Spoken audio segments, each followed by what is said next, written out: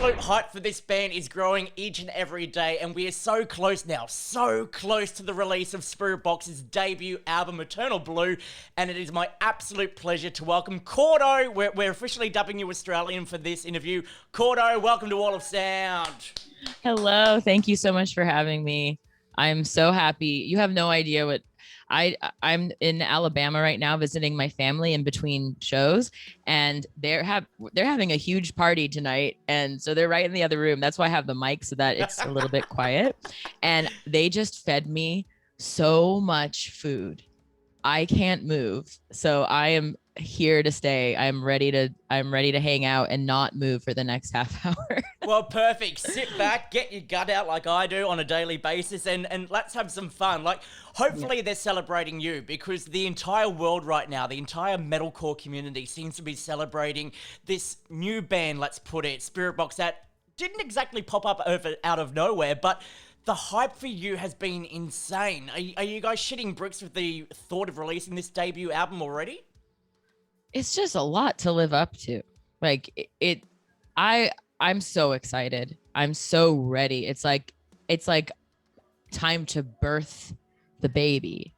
But I'm also it's like a baby that had an extra year gestational period. So everyone's expectations for how this little guy is going to come out is so much greater than it was a year ago. You know, they're all going to be expecting him to like know how to speak and do gymnastics routines, when really it's just a newborn baby. So I'm really excited. I'm scared of all the hype. I fear the hype. I don't understand how we got here, but here we are. And I'm just at the point where I'm ready for it to become yours, no longer mine. That's like the thing I think every musician waits for, is when it becomes yours. Product of the fans, and we've been waiting to see what you're doing. And the thing, I guess, that works well with what you're doing with this release and the delays and the setbacks and all of that is we actually get to see a whole different side of the band that's not just a metalcore song, a metalcore with gent song. Like, we've seen you ebb and flow between all these different styles, and not very many bands get to do that on a debut release like this. Like, you've actually thought out everything and planned it accordingly, and the end result is going to be what people hear on this album. I think it's just like the product of people, a lot of eyes and ears on you when you're trying to figure everything out. Normally I always thought, I always believed in this band, and I always knew that we would get to I knew I would be able to achieve some of my goals as long as I had the right support group around me. But I never thought that it would be now. I thought it would be after I developed who we are a little bit farther, maybe like album 2, because I feel like your first album is like your coming of age party. It's like your sweet 16 or like your bar mitzvah or something. And so I can't believe it, where you guys are all kind of watching us figure things out. But I was saying to someone else recently, I kind of never want to figure it out. I like this. I like not feeling like I have to just, go through the motions on anything. Look, it's brilliant, and I love the fact that since day one, you have come out and stated, we're putting out this song, it might not be your cup of tea, it might not be what you're used to, but we're doing this because we're still trying to figure out who we are. There's a lot of expectations for what people expect Spiritbox to be, and I guess that's, it's kind of a hard thing, because it's the pressures of what the scene has put on you, but, you're still there trying to figure out if you want to go in this direction or that direction, and when people sort of pigeonhole you so early on, you kind of feel like you want to break out from that mold and not be what they expect. You know what? That's how you said it. That's perfect. And to add to it, it's also that I think there's a lot of freedom of being an outsider or being, not the metalcore sweetheart for your whole life, because then you don't really care about those people's validation because they didn't accept you to begin with. So you don't feel that self-conscious feeling of, it's kind of like when you're the nerd kid that you finally get to sit at the cool kid table. If you feel like you're a nerd and that you don't belong there, you might feel really self-conscious sitting there, because you never know if you're going to get called back or they're going to not let you come back next time. But like for this, I'm just, happy to let them sit, happy to be able to sit with them, but it's not my, it's not my identity, Yeah. So I feel confidence, and I think people are attracted to that. It's not indifference, but just like confidence in what you're doing, and not really caring about belonging to a genre. Yeah, and that's what I love, exactly what you said there. It is kind of like going back to high school again with the metalcore community and the elitists and blah, blah, blah. We won't give them any time of attention or anything like that.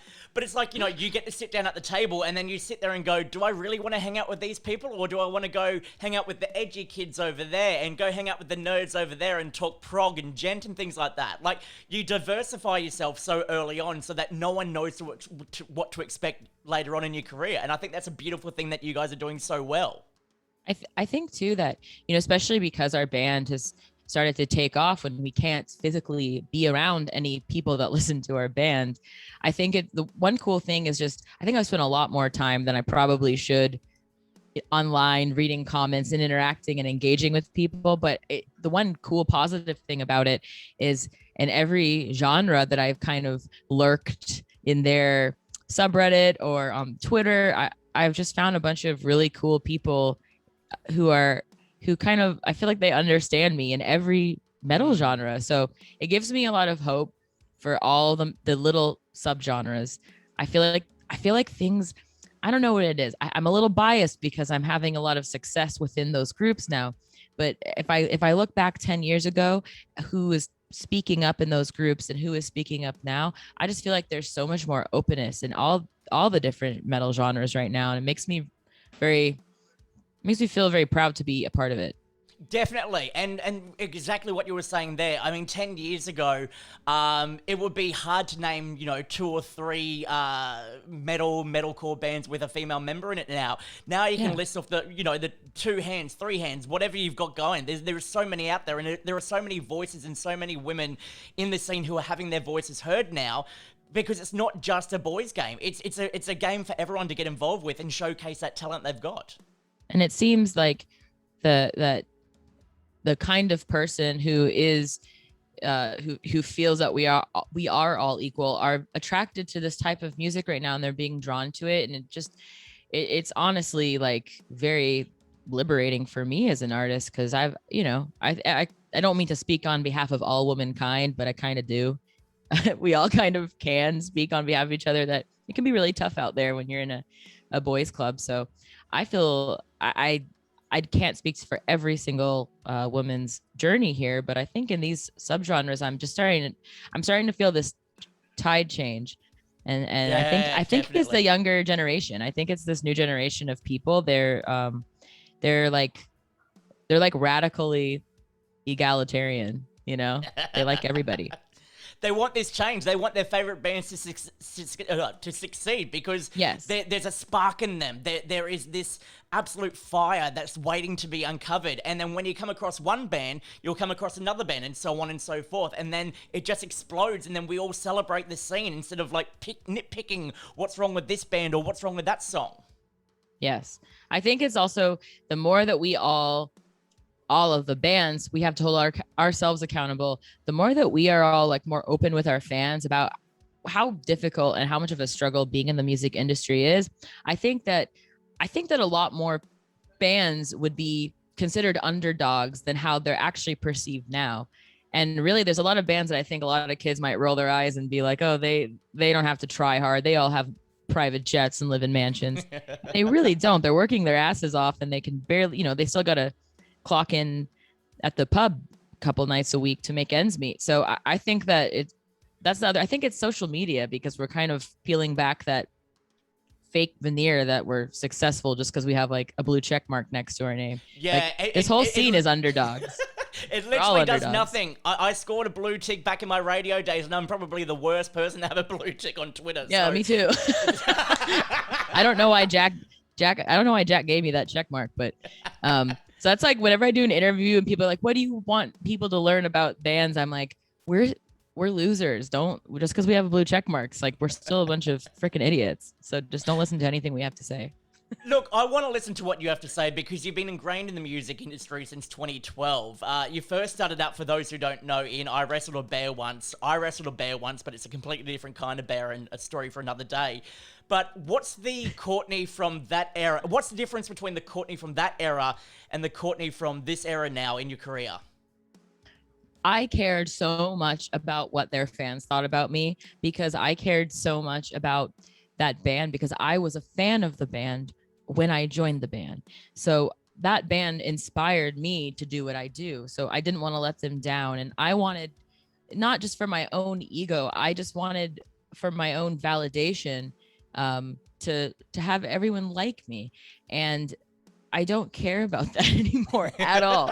That's the biggest difference is I don't care. I feel like there's so much baggage that I can just leave at the door now because I don't have to compare myself to anyone. And I especially don't have to compare myself to one of my favorite vocalists every time I step out on stage and sing one of her songs anymore.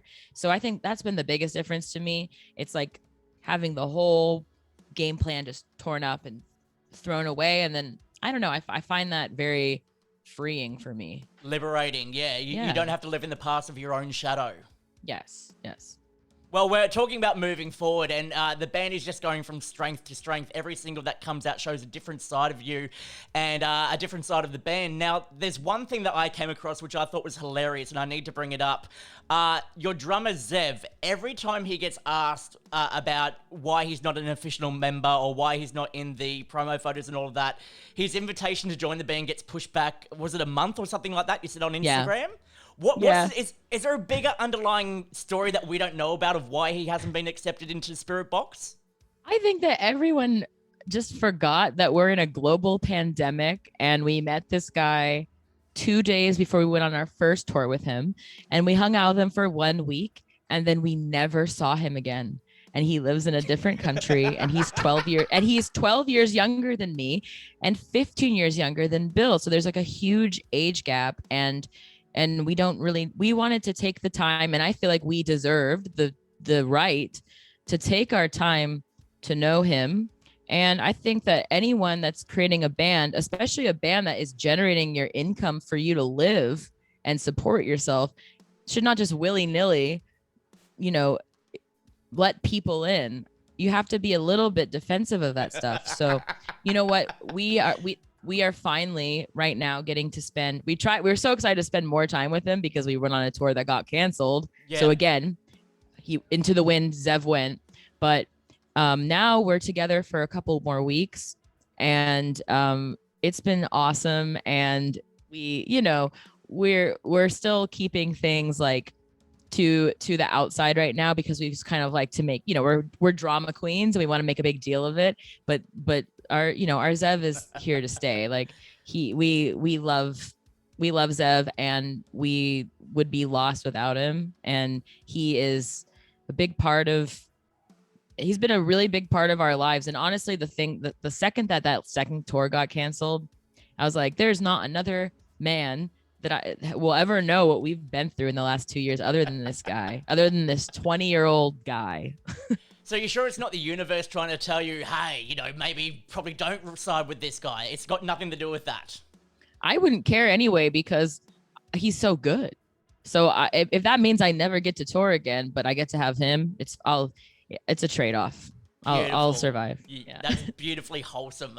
Look, talking about that tour, we hit up the Wall of Sound Community of Legends group because we want to get our fans and our readers closer to the bands that we talk about. So we've opened up the platform for them to ask a few questions. And actually, Alex wanted to know that Limp Bizkit tour that you went on, it seemed like a mismatch of genres or bands, but how did the idea come about of them approaching you to jump on that tour? We just were hanging out in our house, freaking out about getting ready for the festival season that we were doing, because again, we hadn't ever none of us have been able to play together or anything. And then we were stressed out because we only had like 2 months. And then, we were already stressed about 2 months. And then all of a sudden our manager called us and was like, hey, Limp Bizkit wants to take you on tour. You have a day to decide. And the tour starts And the tour starts in 3 weeks. So we could probably, regardless, get you guys your work visas right now because you need to do it now and you need to buy all the equipment now. And so we were just like, yes. We just immediately were like, yeah, we have to do it. We've turned down a lot of last minute tours and shows because it just wasn't right. We want to do a good job and spend a lot of time, focusing on our live show and getting together. But this was what we couldn't say no. Yeah, It's Limp exactly. Bizkit. Yeah, exactly. I mean, Limp. Yes. And so, it was a really cool idea. And we did 3 shows and it was so fun. And we learned a lot just in 3 shows of watching them play. So a mismatch of genres. And to me, that's a statement. I want to play with so many different genres of music. And I think that in itself, I would love that to be a statement in the next year or so for our band that, we want to play for everybody. So there's a possibility that Spiritbox could open for Skrillex at some point. If Skrillex wants to, fly me in his private jet, yes, around Australia, I am there, because I want this type of music to break out into the not maybe mainstream is too bold of a thing to say, but I just think that popular music, I don't want metal music to become more poppy, but I want pop music to become more heavy because I think that's what people are craving right now. And that's a lot of the music that I like and turn to has a air of heaviness to it. Regardless of what that means to you, it has an air of heaviness to it. So that's what I want to hear. And look, it's all about the connection that you make. I mean, obviously, talking about coming to Australia, we really want you down here. And obviously, the best team up would have to be with Make Them Suffer because you two together are just like, it's just like peas and carrots, if you will. Because when you think of Make Them Suffer and Spiritbox, it's just like going on tour with your besties, really. Yes, I wouldn't, even if our bands were completely different, like even if they were a like jazz fusion band, I would want to go on tour with them because we did get to do half a tour with them before the pandemic canceled it last year in Europe. And it was honestly one of the most fun times of my life. And they're such funny, entertaining people that I actually had to physically remove myself from the green room with them every night because I was laughing so hard it was destroying my vocal cords. So I had to leave. I didn't want to leave. I wanted to hang out, but they're such funny people. I would have to I'd have to excuse myself every night because my vocal cords could not handle how funny these people were. So I was losing my voice. Well, I think, your first time down under, you're going to have a whole bunch of fans screaming at you. You'll be screaming back at them. You need to take a break to rest yourself afterwards because it's just going to be one epic moment when that eventually does happen. Obviously, talks are in place and this pandemic's in the fucking way, which sucks. But Spiritbox are definitely coming to Australia at some point, right? Yes, we have to. Like, even if you don't want us there, we're coming there. Like you can't keep us away. We're coming. Good, because I want to thank you in person. I got to take a bit of a selfish turn right now. Like everyone, obviously, when you listen to your heavy bands and all of that, you learn how to scream just by mimicking your favorite musicians. And I listened to Holy Roller no less than probably 2,000 times since it came out, especially the remix with Rio, and learnt to scream because of you. So on this next part, I wanted to get you to rate my scream and then get into talking about who inspired you. So other people listening to this might go follow down that path and either follow you screaming or go back to where you started. Yes, let her rip, baby. Let her rip. Let me hear it. Stand to the left of me, Imperatrice. That's all you get. Okay, you want me to give you advice on it? Go for it. Treat it like The Voice. You need to go a little. You can push a little harder. Yeah? Yeah. Push a little bit harder. You're so close. You have to just push a little harder because you're ready for it. Like there's like this threshold. If my family wasn't in the other room having a nice family dinner right now, I would show you. But think of it more like a whisper than a growl. A whisper. It's a whisper. Right. Okay. It's a whisper that you're then putting more into rather than a growl, because then you're gonna not be able to hold it out as long. So I think that your diction was excellent 10 out of 10. I could hear every word, every syllable. And your volume control was completely consistent. Like if you were to look at that on a line of a sound wave, it would be perfectly consistent the whole way through, which is very important.